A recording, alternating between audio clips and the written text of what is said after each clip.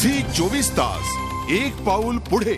पाकिस्तानचा माजी क्रिकेटपटू जावेद मियादादला व्हिसा देण्यास काँग्रेस आणि शिवसेनेनं विरोध केला। मियादाद देशाचा शत्रू असलेल्या दाऊदचा व्याही आहे, त्यामुळे दाऊदच्या नातेवाईकाला व्हिसा देणं म्हणजे देशातल्या जनतेच्या भावनांशी खेळ करण्यासारखं होईल असं काँग्रेसचे प्रवक्ता जगदंबिका पाल यांनी म्हटलंय। तर शिवसेना नेते संजय राऊत यांनीही मियादादला देशात पाय ठेवू देणार नाही असा इशारा दिला। मियादादच्या मुलाशी दाऊदच्या मुलीचं लग्न झालंय, त्यामुळे दाऊदच्या नातेवाईकाला व्हिसा देणं म्हणजे देशवासियांच्या भावनांशी खेळ असल्याचं काँग्रेस प्रवक्त्यांनी आणि शिवसेना प्रवक्त्यांनी म्हटलं।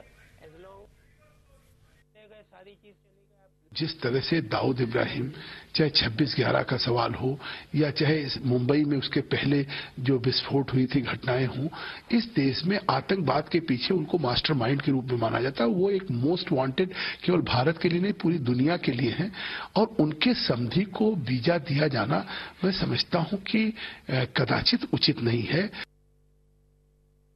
धिक्कार करतो या सरकारचा।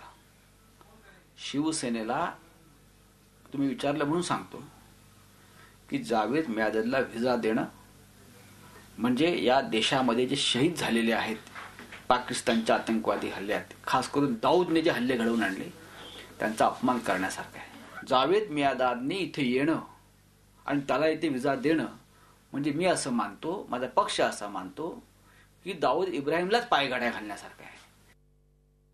झी 24 तास एक पाऊल पुढे।